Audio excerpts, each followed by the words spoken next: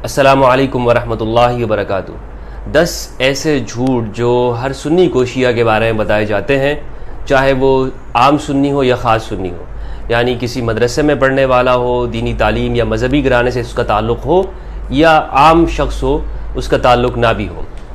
میں نے ایسے لوگوں کو دیکھا ہے جو دیہڑی دار لوگ ہوتے ہیں ہمارے اہل سنت کے اندر، ہمارے ریلیٹڈز میں سے، ہمارے خاندان میں، کہ جن کو دین کے بارے میں کچھ معلومات نہیں ہوتی، ان کو کچھ پتہ نہیں ہوتا سوائے نماز روزہ کے کہ بھائی 5 ٹائم نماز پڑھنی ہے، حلال، اتنا ان کو معلوم ہوتا ہے، لیکن یعنی جن کو دین کی گہرائی کا علم نہیں ہے، وہ لوگ بھی جب بات ان سے آپ کر رہے ہو تو وہ آپ کو بتائیں گے کہ شیعہ کے بارے میں کہ یہ لوگ تو یہ کیوں کافر ہیں، وہ آپ کو اس کی ساری وجوہات بتا رہے ہوں گے، تو آپ کو سن کے بڑی حیرت ہو رہی ہوگی۔ تو ایسے لوگوں کے ساتھ جب میں بیٹھا ہوں اور اپنے رشتہ داروں میں، دوست احباب کے اندر، عام لوگوں میں، تو میں نے ان سے جو باتیں سنی ہیں، مثلا ایک شخص سے میں نے یہ بات سنی کہ میں نے اس سے کہا کہ تم نے آپ کے بچے کس اسکول میں پڑھتے ہیں؟ تو انہوں نے کہا کہ پہلے وہاں پڑھتے تھے، تو وہاں سے میں نے نکال کے دوسرے اسکول میں ڈالا۔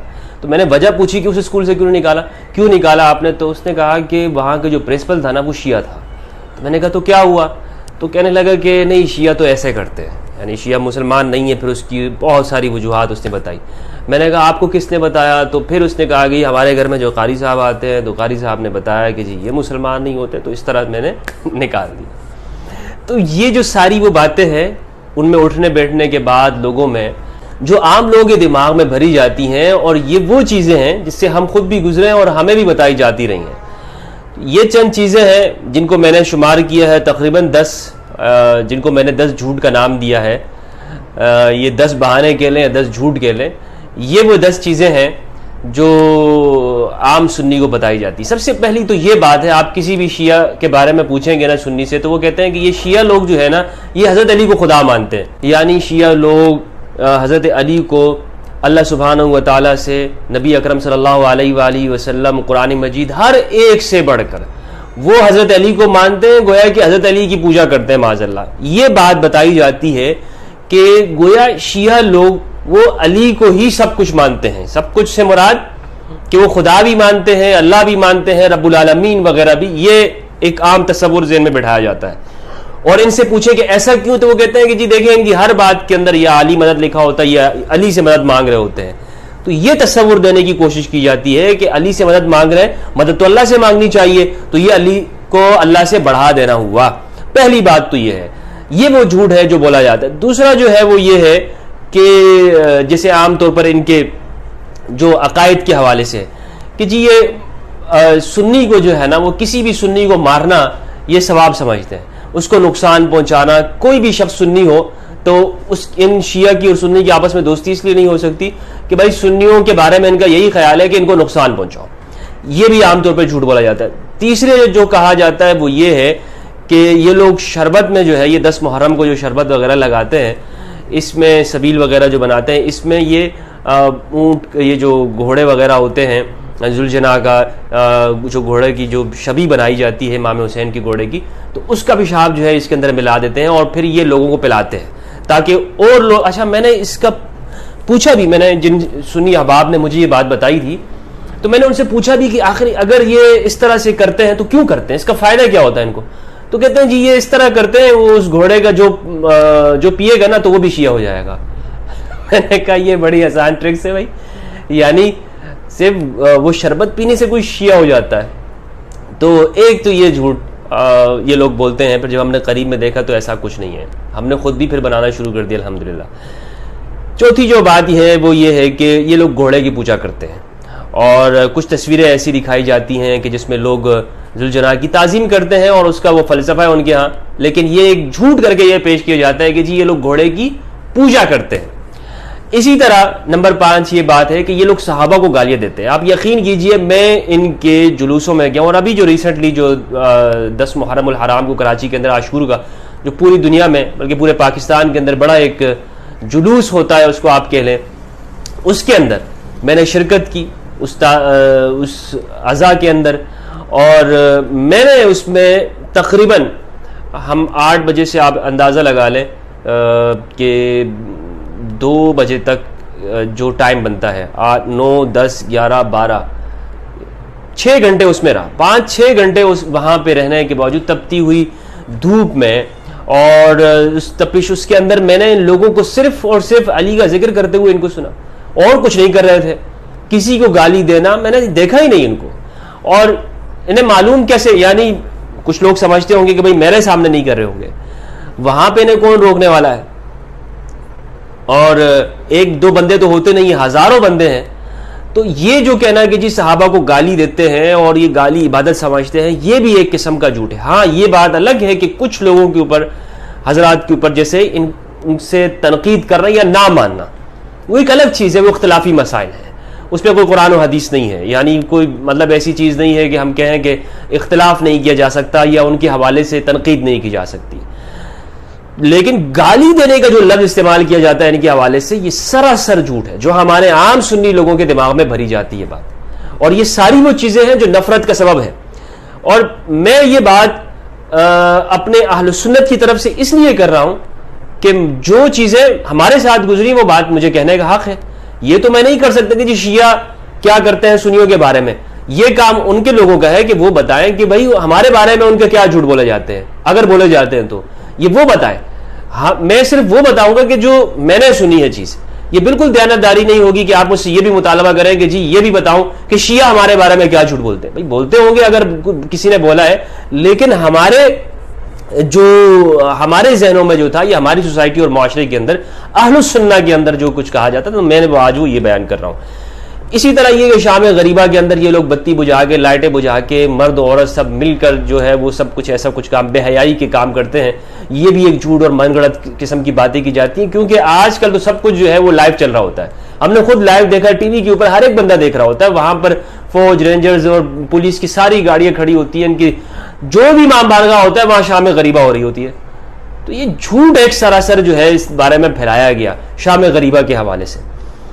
اسی طرح نمبر 7 ان کو, یعنی یہ بہت بڑا جھوٹ, بہت بڑا. میں نے بڑے بڑے علماء جن کو کہا جاتا ہے, میں نے ان کو سنا, ان کی سپیچز, وہ چیلنج کر کے کہتے ہیں کہ جی ان کو ان کے باپ کا نام معلوم نہیں ہے. یعنی ان کے ذاکرین کے بارے میں مجھے خود بتایا گیا کہ ذاکر جو شام غریبہ کے اندر جو معاذ اللہ جو کام جو کیا جاتا ہے, اس کے بعد جو بچہ پیدا ہوتا ہے وہ ذاکر بنتا ہے. استغفر اللہ, بے حیائی تک کی جو ہے انتہا کر دی ہے, بہتان اور افتراء پر درازی کی. یہ جو جھوٹ بولے جا رہے ہیں, یہ ساری باتیں میں اس لیے کر رہا ہوں کہ یہ ہمارے ہاں یہ جھوٹ بولے جاتے ہیں.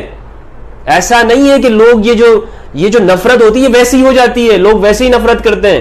بھائی اس کو بڑے طریقے کے ساتھ نفرت کی طرف لوگوں کو لے کے آیا جاتا ہے.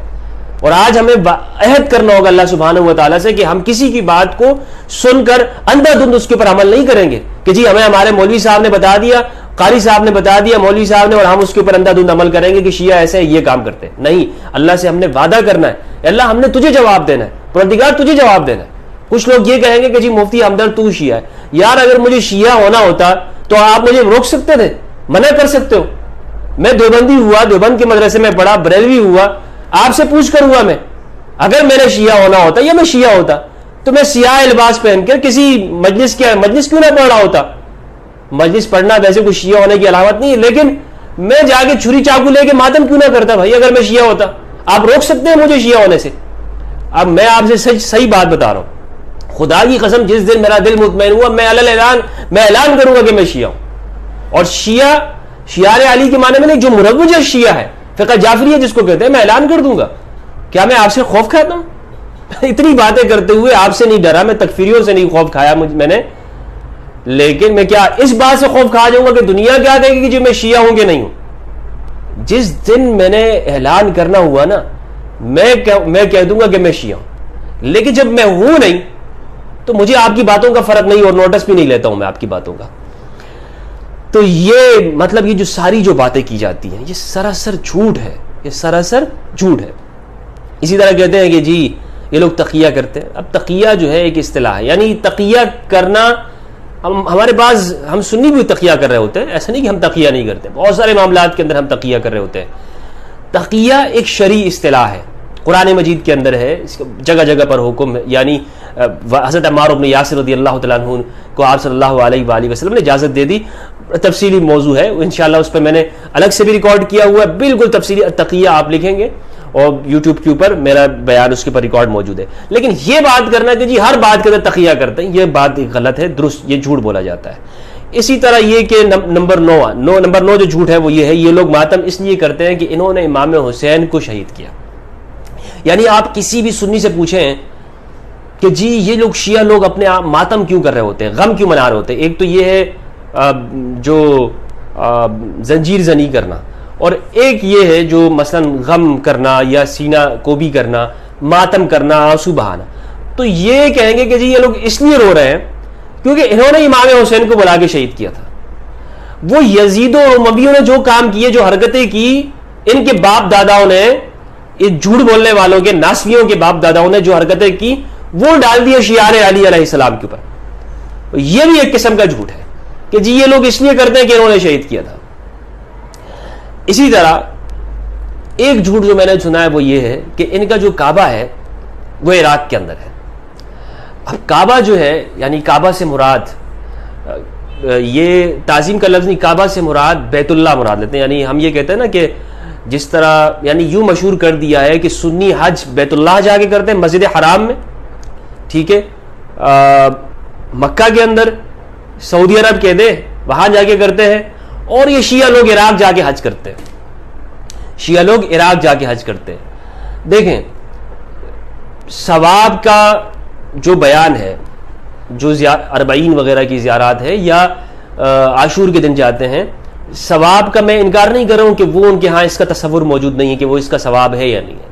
یعنی جو حج جو شرعی فریضہ ہے، جو قرآن مجید کے اندر جو بیان ہے، ٹھیک ہے، وَلِلَّهِ عَلَى النَّاسِ حِجُّ الْبَيْتِ مَنِ اسْتَطَاعَ إِلَيْهِ سَبِيلًا، یہ والا جو حج ہے، یہ اس بارے میں کہا جاتا ہے کہ شیعہ لوگ یہ بھی کربلا میں کرتے ہیں. یہ بات درست نہیں ہے، یہ بات درست نہیں ہے. یہ والا حج یعنی جو شرعی فریضہ ہے، جو ہر صاحب استطاعت شخص کے اوپر، جس کے پاس زیادہ راہ کا استطاعت ہو، اس کے اوپر جو فرض ہے، جس طرح نماز روزہ ہے، وہ والا حج کہاں پر ہے؟ مسجد حرام کے اندر، کعبہ کے اندر ہے. یہ کربلا اور عراق کے اندر نہیں ہوتا. ہاں وہاں پہ جانے کو یہ ثواب ضرور سمجھتے ہیں لیکن یہ حج نہیں ہے. تو بہرحال یہ جو 10 باتیں میں نے آپ کو بتائی، یہ وہ عام چیزیں ہیں جو ہمارے ہاں اس لیے بتائی جاتی ہیں تاکہ شیعہ سنی کے درمیان میں آپس میں نفرت ہو اور دونوں ایک دوسرے سے دوری پیدا کریں. اور اس میں نفرت اور انتہا پسند واعظین نے اہم کردار ادا کیا ہے.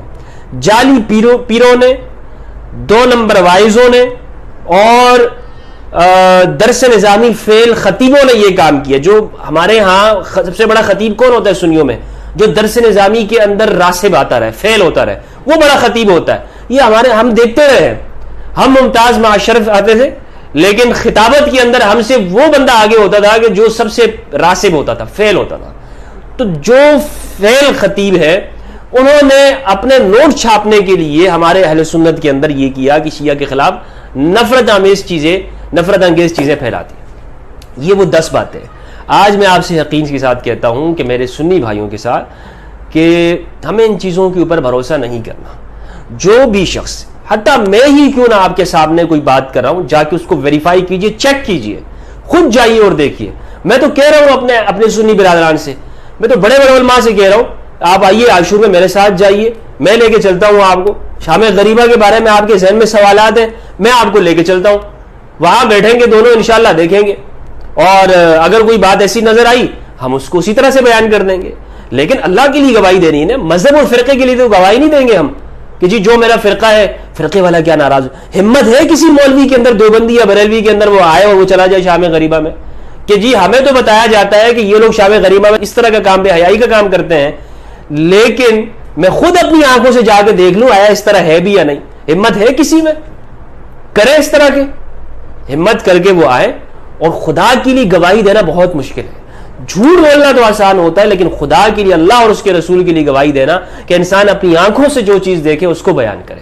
میری گزارش ہے کہ ہم صحیح بات بیان کریں، درست بات بیان کریں، ورنہ رسالت مآب صلی اللہ علیہ وآلہ وسلم کا فرمان ہے کفا بالمرء کذبا ان یحدث بکل ما سمع. رسول اللہ صلی اللہ علیہ وآلہ وسلم نے ارشاد فرمایا آدمی کے جھوٹا ہونے کے لیے اتنی بات کافی ہے کہ وہ ہر سنی سنائی بات کو آگے پہنچا دے. والسلام علیکم ورحمۃ اللہ وبرکاتہ.